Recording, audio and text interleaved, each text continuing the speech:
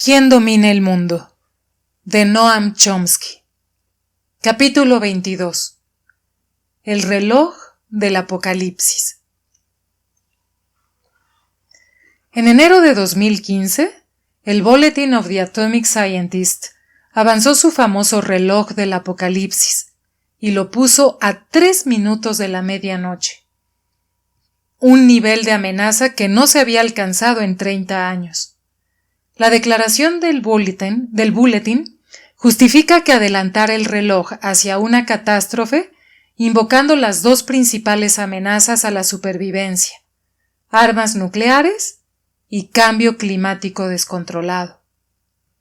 El llamamiento condenaba a los líderes mundiales que no han sabido actuar con la velocidad o en la escala requeridas para proteger a los ciudadanos de una potencial catástrofe, poniendo en peligro a todas las personas de la Tierra al no cumplir con su deber más importante: garantizar y preservar la salud y la vitalidad de la civilización humana. Desde entonces, ha habido buenas razones para pensar en volver a adelantar el reloj y poner las manecillas más cerca del apocalipsis. Al terminar el año, los líderes mundiales se reunieron en París para abordar el grave problema del cambio climático descontrolado. Apenas pasa un día sin nuevas pruebas de la gravedad de la crisis. Por elegir casi al azar, poco antes de la apertura de la Conferencia de París, el Laboratorio de Propulsión a Reacción de la NASA publicó un estudio que sorprendió y alarmó a los científicos que han estado estudiando el hielo del Ártico. El estudio mostraba que un enorme glaciar de Groenlandia, el Sakari Isrum, se soltó de su posición glacioecológicamente estable en 2012 y entró en una fase acelerada de retirada. Un hecho inesperado e inquietante.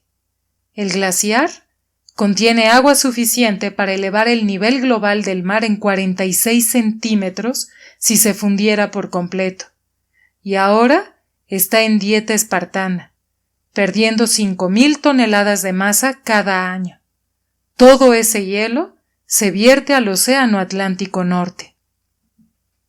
Sin embargo, había pocas esperanzas de que en París los líderes del mundo actuaran con la velocidad o en la escala requeridas para proteger a los ciudadanos de una potencial catástrofe.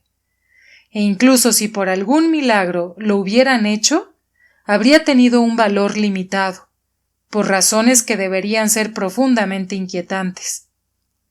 Cuando se aprobó el acuerdo en París, el ministro de Exteriores francés, Laurent Fabius, anfitrión de las conversaciones, anunció que era legalmente vinculante. Esa podría ser la esperanza, pero existen no pocos obstáculos que merece la pena examinar con atención. En toda la amplia cobertura de los medios de la Conferencia de París, quizá las frases más importantes sean estas, sepultadas casi al final de un largo análisis de The New York Times. Por lo general, los negociadores siempre han buscado forjar un acuerdo legalmente vinculante que necesitaba la ratificación de los gobiernos de los países participantes para tener fuerza. En este caso, no hay forma de conseguir que Estados Unidos lo haga. Un tratado ingresaría cadáver en el Capitolio sin la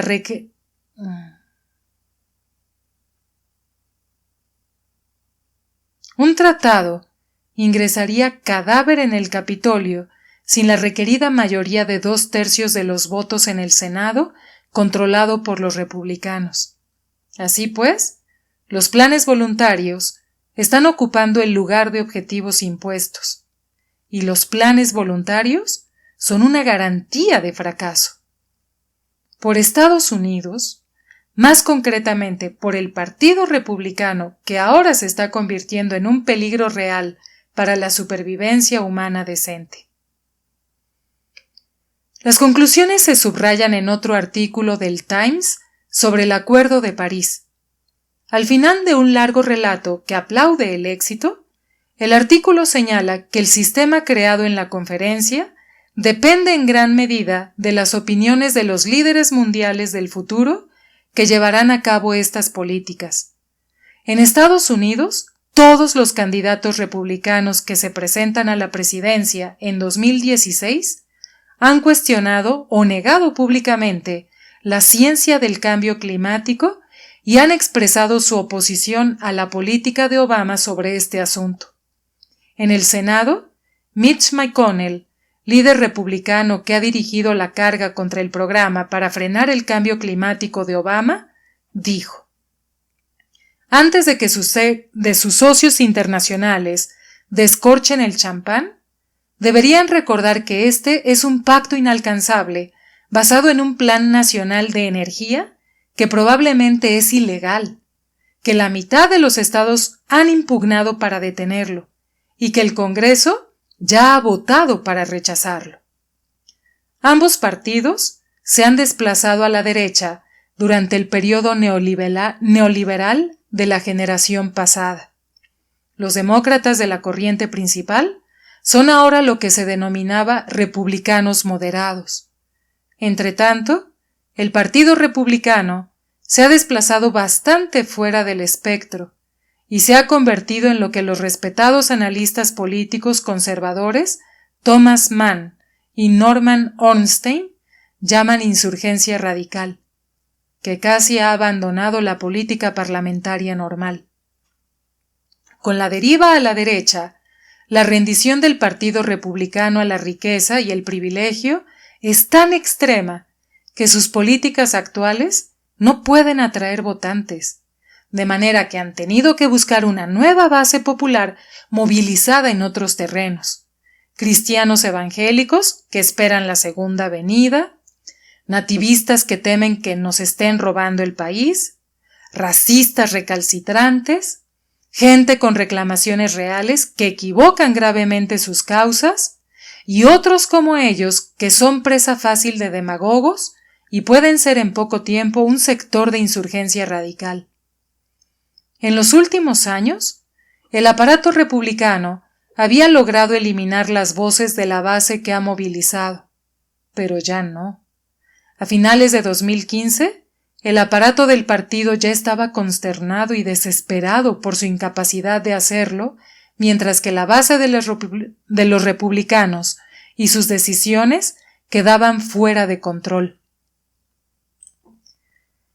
Los cargos electos republicanos y los candidatos a las siguientes presidenciales expresaron un abierto desprecio por las deliberaciones de París, e incluso se negaron a asistir a ellas. Los tres candidatos que entonces encabezaban las encuestas, Donald Trump, Ted Cruz y Ben Carson, adoptaron la posición de la amplia base evangélica. Los humanos no tienen impacto sobre el calentamiento global, si es que se está produciendo. Los otros candidatos rechazan que la acción de gobierno se ocupe del asunto. Justo después de que Obama hablara en París y prometiera que Estados Unidos estaría en la vanguardia buscando una acción global, el Congreso, dominado por los republicanos, votó en contra de la reciente normativa de la Agencia de Protección Ambiental para reducir las emisiones de carbono. La prensa dijo que había sido un mensaje provocador dirigido a más de 100 líderes mundiales, y deja claro que el presidente de Estados Unidos no tiene el pleno apoyo de su gobierno en política ambiental, lo cual es quedarse corto. Entretanto, Lamar Smith, portavoz republicano en el Comité de Ciencia, Espacio y Tecnología de la Cámara de Representantes, llevó adelante su yihad contra los científicos del gobierno que se atrevieron a informar de los hechos. El mensaje está claro. Los ciudadanos estadounidenses se enfrentan a una responsabilidad enorme en su propia casa. Un artículo de The New York Times informa de que 2/3 de los encuestados apoyan que Estados Unidos sea una internacional vinculante para frenar el crecimiento de los gases de efecto invernadero. Y en una proporción de 5-3, los estadounidenses creen que el clima es más importante que la economía, pero no importa. No se hace caso a la opinión pública. Ese hecho, una vez más, manda un mensaje contundente a los ciudadanos. Es responsabilidad suya curar la disfuncionalidad de un sistema político en el cual la opinión popular es un factor marginal. En este caso, la disparidad entre opinión pública y política tiene implicaciones enormes para el destino del mundo. Por supuesto, no deberíamos hacernos ilusiones sobre una edad dorada pasada. No obstante, los hechos aquí examinados constituyen cambios significativos. Socavar el funcionamiento de la democracia es una de las contribuciones del asalto neoliberal a la población del mundo en la pasada generación. Y esto no está ocurriendo solo en Estados Unidos. En Europa, el impacto podría ser todavía peor. Volvámonos a la otra preocupación, ya arraigada, de los científicos atómicos que ajustan el reloj del apocalipsis, las armas nucleares. La actual amenaza de una guerra nuclear justifica ampliamente la decisión de enero de 2015 de adelantar el reloj 2 minutos hacia la medianoche. Lo que ha ocurrido desde entonces revela el crecimiento de la amenaza con mayor claridad, una cuestión que no genera suficiente preocupación, en mi opinión. La última vez que el reloj del apocalipsis se situó a 3 minutos de la medianoche fue en 1983, en el momento de las maniobras Arquero Capaz, Able Archer 83, organizadas por la administración Reagan, que simulaban ataques a la Unión Soviética para probar sus sistemas de defensa. Recientemente se han desclasificado algunos archivos que muestran que los rusos estaban muy preocupados por las operaciones y preparados para responder, lo cual habría significado el final, ni más ni menos. Hemos sabido algo de estos ejercicios impulsivos e imprudentes, y de lo cerca que estuvo el mundo del desastre, gracias al analista militar y de inteligencia de Estados Unidos, Melvin Goodman, que fue jefe de división de la CIA y analista en la Oficina de Asuntos Soviéticos de la época, además del ejercicio de movilización Arquero Capaz que alarmó al Kremlin, escribe Goodman. La administración Reagan autorizó maniobras militares inusualmente agresivas cerca de la frontera de la URSS, que en algunos casos violaron la soberanía territorial soviética. Entre las arriesgadas medidas del Pentágono estaba la de enviar bombarderos estratégicos sobre el Polo Norte para probar el radar soviético, y maniobras navales con acercamientos de los buques de guerra de Estados Unidos a lugares donde no había entrado con anterioridad. Otras operaciones secretas simularon ataques navales sorpresa sobre objetivos soviéticos. Ahora sabemos que el mundo se salvó de una probable destrucción nuclear en aquellos días terribles por la decisión de un oficial ruso, Stanislav Petrov, de no transmitir a sus superiores el informe de los sistemas de detección automáticos en los que se veía que la URSS estaba bajo un ataque con misiles nucleares. En consecuencia, Petrov ocupa su lugar junto con el comandante de submarino ruso Vasily Arkhipov, quien, en un momento peligroso de la crisis de los misiles cubana de 1962, se negó a autorizar el lanzamiento de torpedos nucleares cuando destructores de Estados Unidos que imponían un bloqueo atacaban los submarinos. Otros ejemplos recientemente revelados no hacen sino aumentar el ya aterrador historial. El experto en seguridad nuclear, Bruce Blair, informa de que lo más cerca que estuvo Estados Unidos de que el presidente decidiera un lanzamiento estratégico involuntario ocurrió en 1979, cuando una cinta de entrenamiento de detección precoz del NORAD, Mando Norteamericano de Defensa Espacial, en la que se había marcado un ataque soviético a gran escala, se filtró en la red de alarma real. Aquella noche llamaron 2 veces al consejero de Seguridad Nacional, Zbigniew Brzezinski, para informarle de que Estados Unidos estaba siendo atacado. Ya estaba cogiendo el teléfono para convencer al presidente Carter de que se necesitaba una respuesta inmediata a gran escala, cuando una tercera llamada le dijo que se trataba de una falsa alarma. Este ejemplo recién revelado recuerda un incidente crítico de 1995, cuando el rumbo de un cohete noruego-estadounidense que llevaba equipamiento científico se asemejó a la trayectoria de un misil, lo cual provocó todo tipo de inquietudes rusas que enseguida llegaron al presidente Boris Yeltsin, quien tuvo que decidir si lanzaba un ataque nuclear. Blair añade otros ejemplos de su propia experiencia. En un caso, durante la Guerra de los 6 días, en 1967, la tripulación de un portaaviones de propulsión nuclear recibió una orden de ataque real en lugar de una orden de ejercicio nuclear. Unos años después, a principios de la década de 1970, el Mando Aéreo Estratégico en Omaha retransmitió el ejercicio de una orden de lanzamiento como un lanzamiento real. En ambos casos, el control de códigos había fallado. La intervención humana impidió el lanzamiento. Pero la conclusión de todo ello está clara, añade Blair. No era tan raro que ocurrieran chapuzas de ese tipo.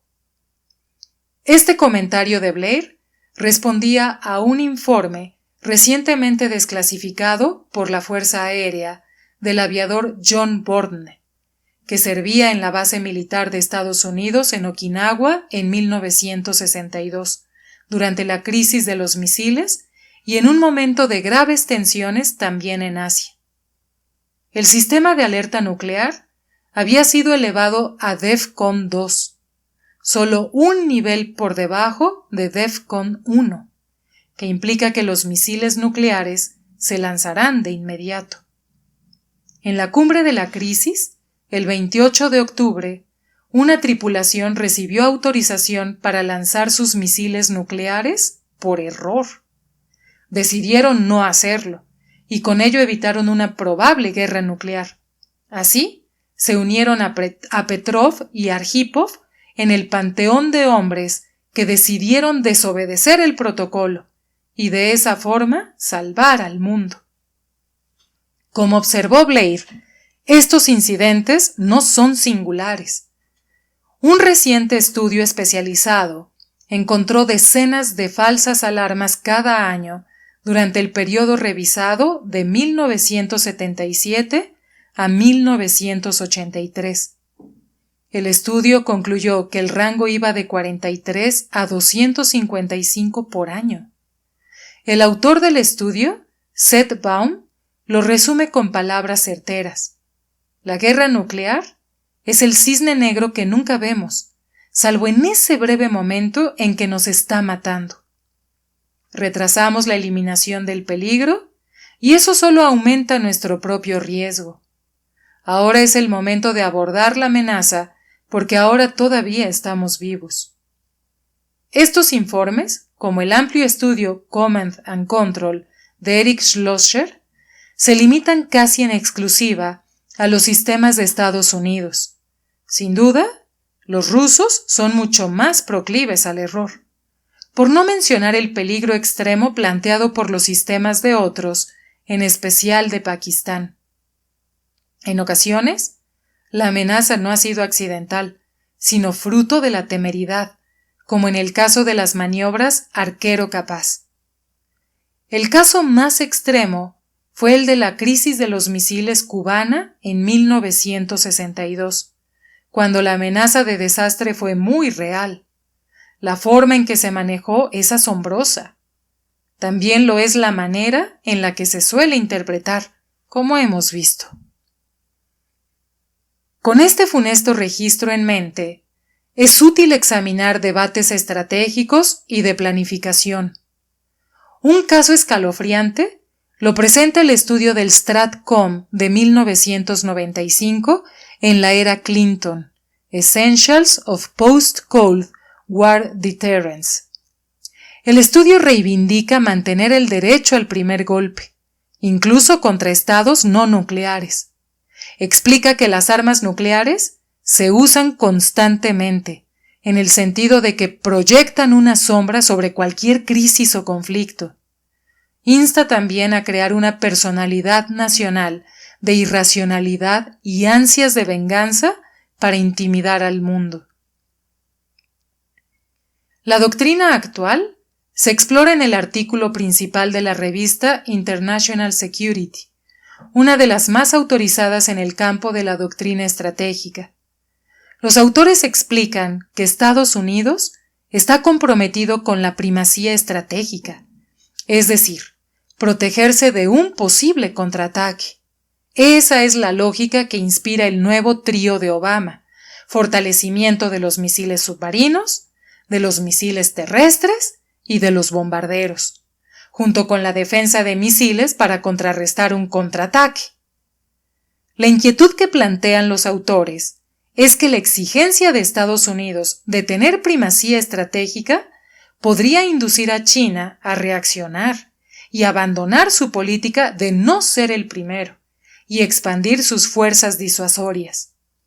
Los autores creen que no lo harán, pero la perspectiva es incierta.